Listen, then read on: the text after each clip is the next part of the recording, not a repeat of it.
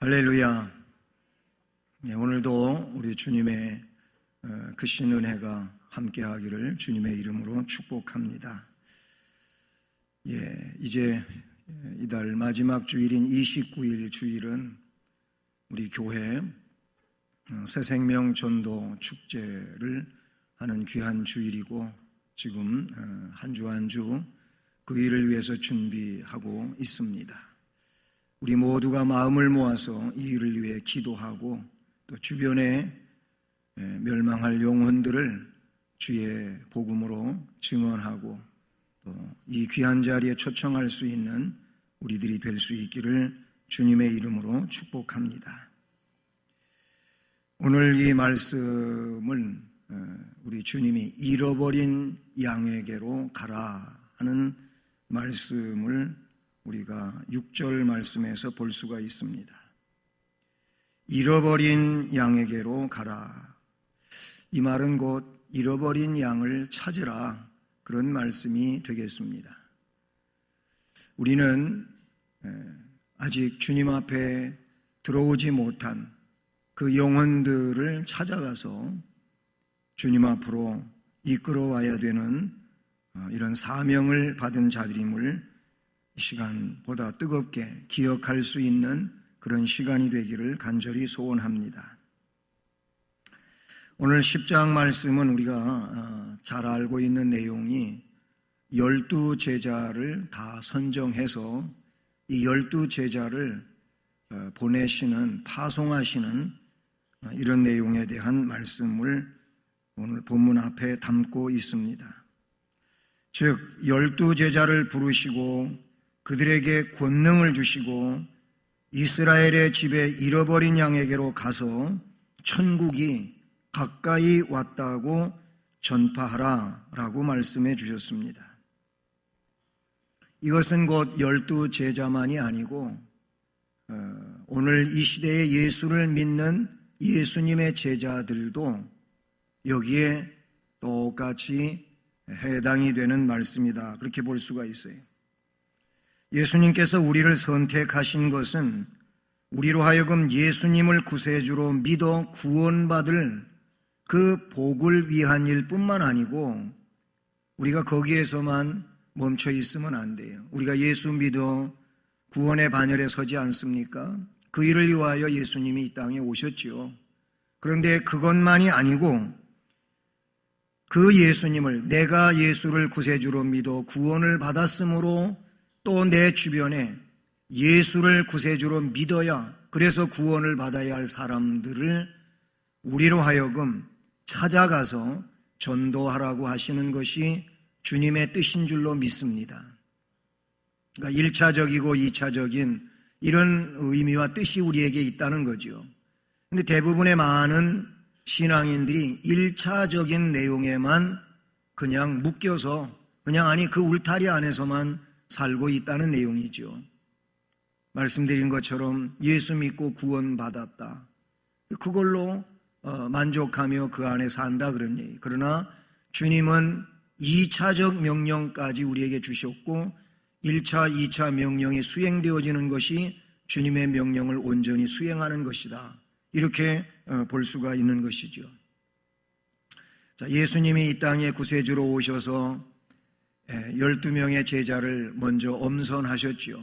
물론 이들 말고도 성경에 또 다른 제자들이 있었음을 말씀해 주고 있어요.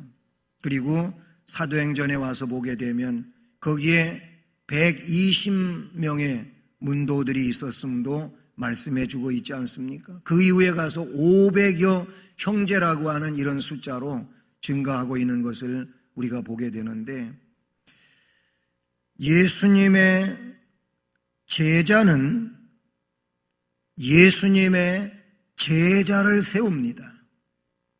이 원리를 우리는 반드시 기억을 해야 합니다.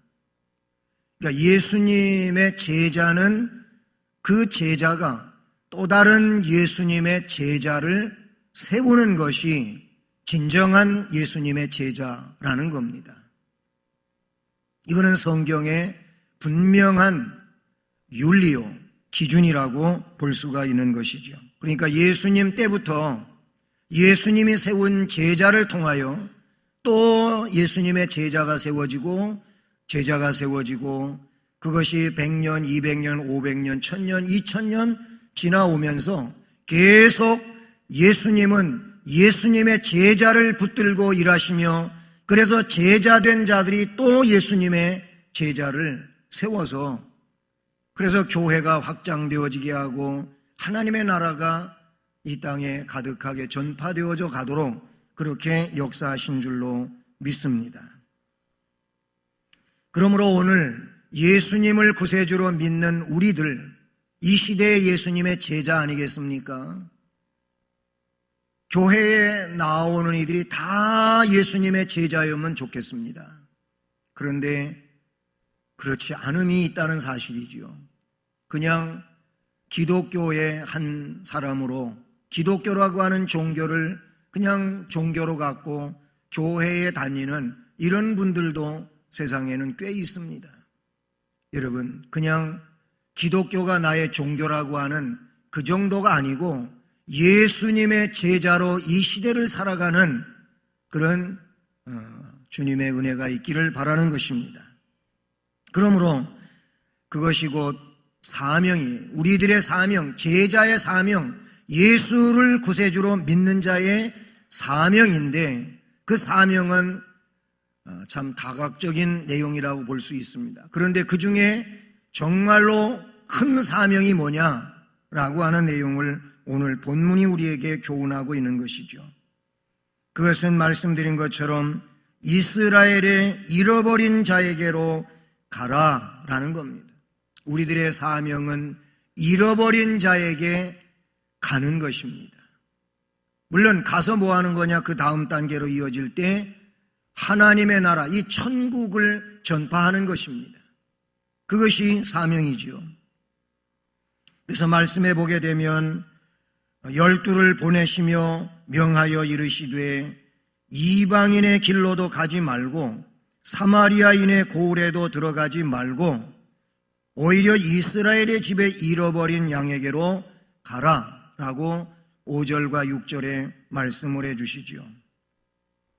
여기 이방인의 길로도 가지 말고 사마리아인의 고을에도 들어가지 말고, 이 말씀은 마치 예수님께서 승천하시면서 제자들에게 사마리아 땅끝까지 이르러 내 증인이 되라 라고 하신 이 말씀하고 반대가 되는 것 같이 문장적으로 그렇게 느껴질 수가 있잖아요.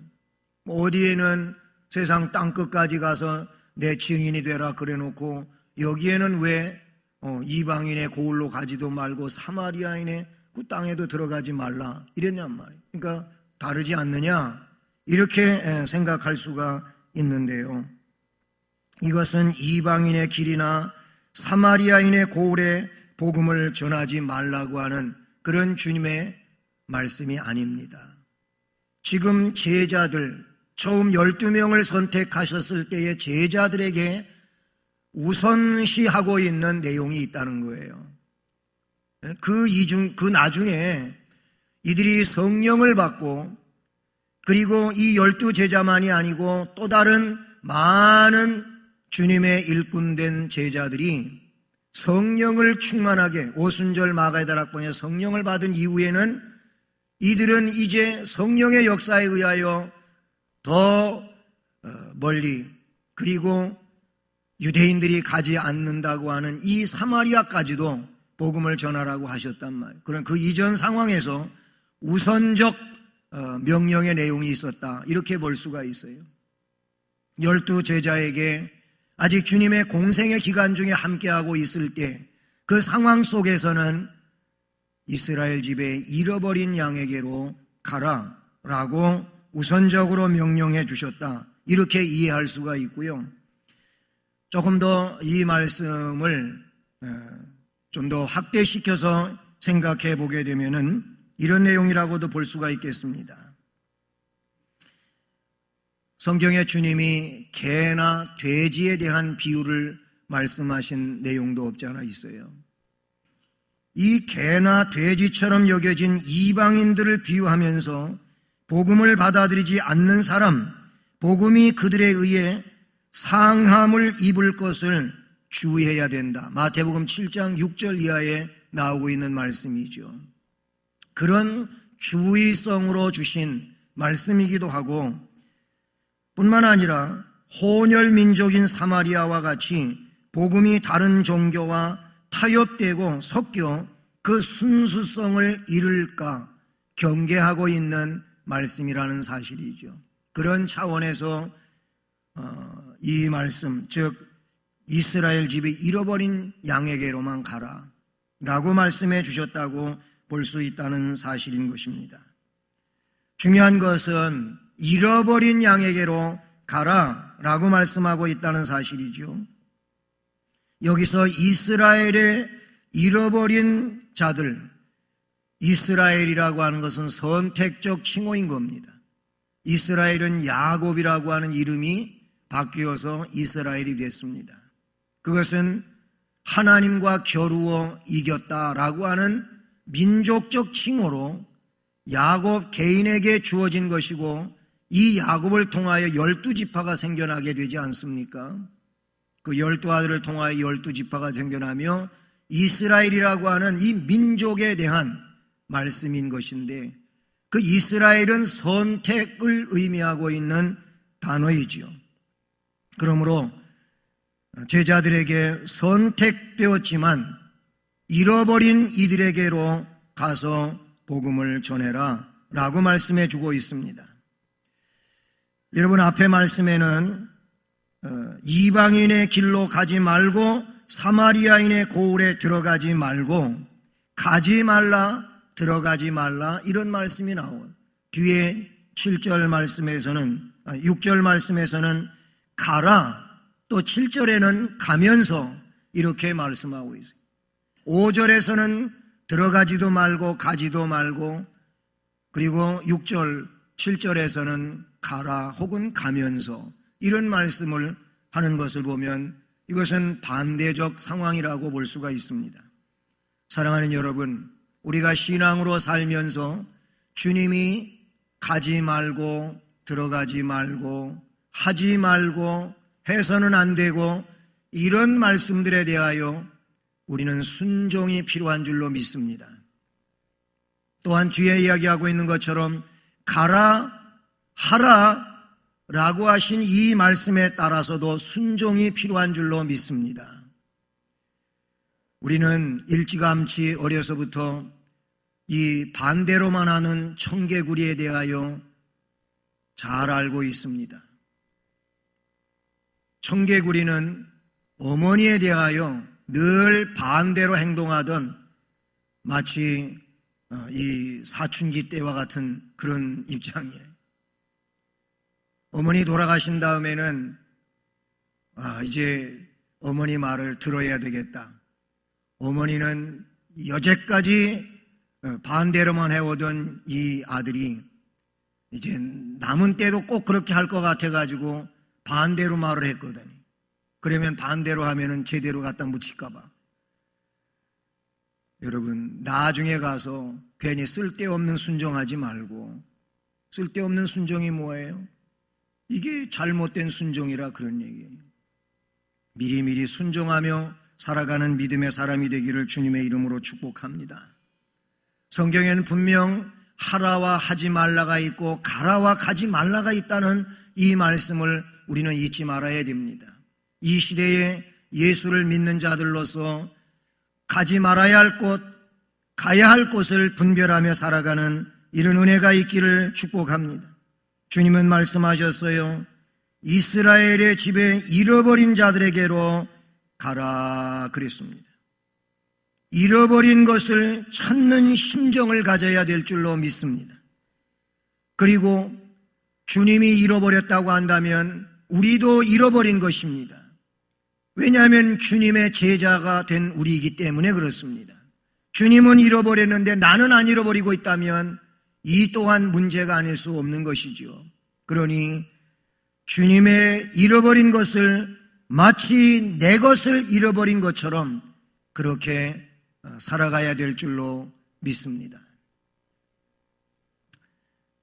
좀 여러분, 이기적이기 때문에 그럴 수 있겠지만은 자기 집에서 자기 것을 아끼고 사랑하고 또는 그걸 귀하게 여기고 그래서 보존하고 하는 마음은 누구에게나 있습니다. 내 것, 내 집의 것.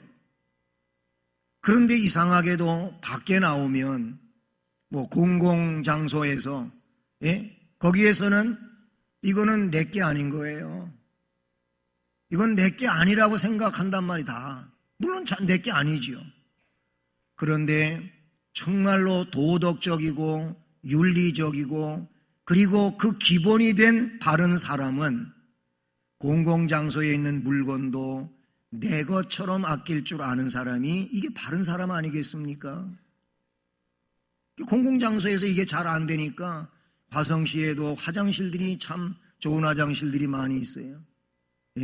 엄청 깨끗하고 잘 관리되어지고 그렇게 좋게 화장실이 지어져 있어요.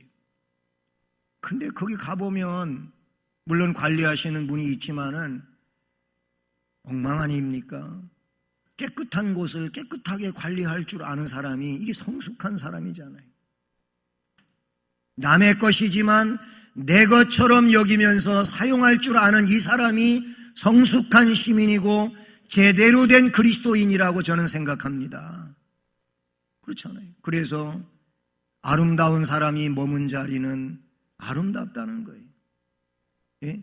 훌륭한 사람이 머문 자리는 아름다움을 남기고 가게 된다고 하는 이 짧은 글귀가 뭘 말해주는 겁니까? 남의 것이지만 내 것처럼 이 마음은 우리 그리스도인들에게 있어야 되는 것이고 주님의 것이라면 그것은 내 것이라고 하는 이 개념을 가지고 살아야 될 줄로 믿습니다.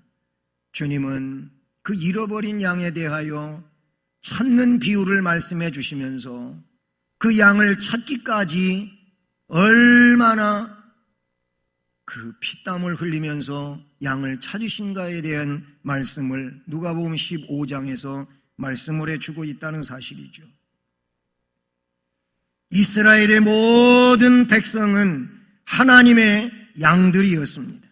그런데 많은 종교 지도자들이라든지 왕의 잘못 인도로 인하여 그들은 우상을 숭배하게 되었고 악을 행하게 되어 오히려 선한 길보다는 악한 길로 치달아가고 있는, 그래서 메시아가 오셨음에도 불구하고 그 메시아를 반대하고 메시아를 오히려 업신여기고 그 메시아를 죽여 없애버리려고 하는 이런 일을 하게 됩니다.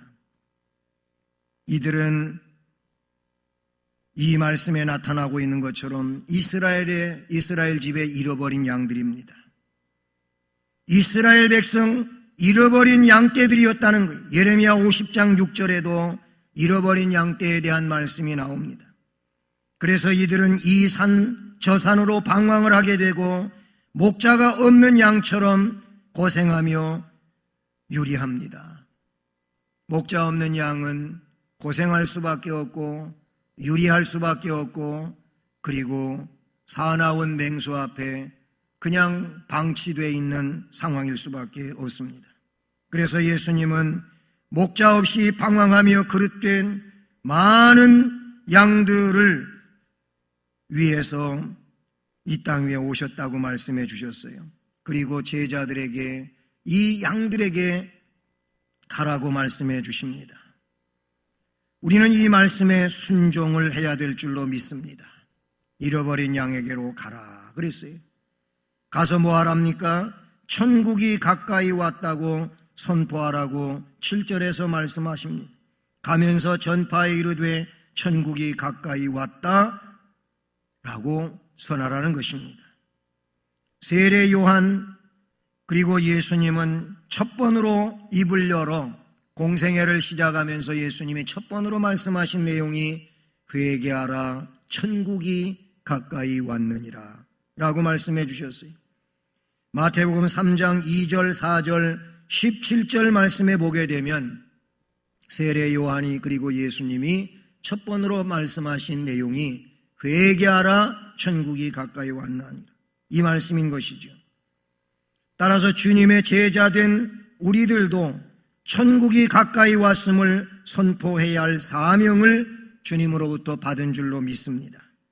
이 천국에 대한 선포는 다음과 같이 제자들이 해야 할 일들이었는데, 오늘 말씀 8절을 보게 되면 병든 자를 고치며 죽은 자를 살리며 나병한 자를 깨끗하게 하며 귀신을 쫓아내되 너희가 거저받았으니 거저주라 라고 말씀해 주십니다. 이렇게 할 수 있는 것은 앞에 10장 1절 말씀으로 돌아가 보면 예수께서 그의 12제자를 부르사 더러운 귀신을 쫓아내며 모든 병과 모든 약한 것을 고치는 권능을 주시니라. 아멘. 권능을 주시고 그 주신 권능에 의하여 오늘 말씀 8절 말씀처럼 그 권능으로 병자를 고치며 죽은 자를 살리며 나병한 자를 깨끗하게 하며 귀신을 쫓아내라. 주님께서 그들에게 주셨어요. 주님이 거저 주셨어요. 제자들이 돈 주고 산 게 아닙니다. 주님이 그들에게 이 권능을 거저 주셨기 때문에 주님은 부탁하기를 너희들이 거저 받았으니 거저 주라 이렇게 말씀하신 줄로 믿습니다.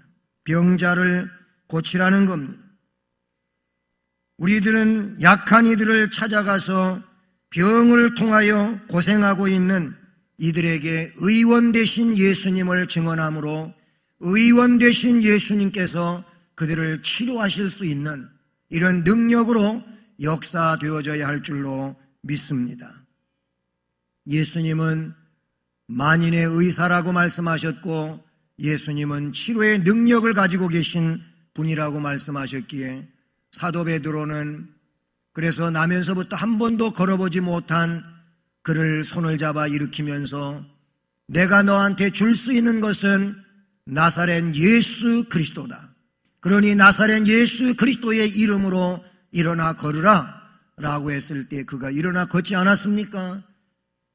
곧 의원 되신 예수님을 증언함으로 예수님이 그들의 병을 치료하실 수 있도록 우리는 해 주어야 할 줄로 믿습니다. 제자들에게 주어진 것은 바로 이 능력이었다고 하는 사실이죠. 심지어는 죽은 자를 살리라고 말씀하십니다. 어떻게 사람이 죽은 자를 살릴 수가 있겠습니까? 죽은 자들이란 생명이 없고 생기가 없고 활동력이 없을 뿐만 아니고 얼굴에 아무런 기쁨의 표정도 찾아할 수 없는 무생명한 자들인 줄로 믿습니다.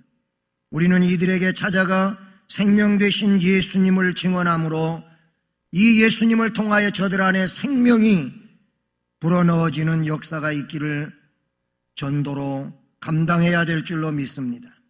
나병 환자를 깨끗하게 하라고 합니다. 나병 환자들은 부정한 질병으로 격리된 생활을 했습니다. 그래서 가족과 함께 살 수 없는 자들이었습니다. 외롭고 쓸쓸하고 소외되고 억눌린 자들이었습니다. 주님은 이런 자들을 찾아가 그들을 위로하고 용기를 주고 그래서 저들로 하여금 새 삶을 살아갈 수 있게 하라고 말씀하십니다. 더 나아가서는 또 귀신을 쫓아내는 일을 하라고 말씀하십니다. 세상은 영적인 전쟁터입니다. 그래서 귀신에 사로잡혀 있고 악령에 사로잡혀 있는 이들은 세상은 그때나 지금이나 많이들 있습니다.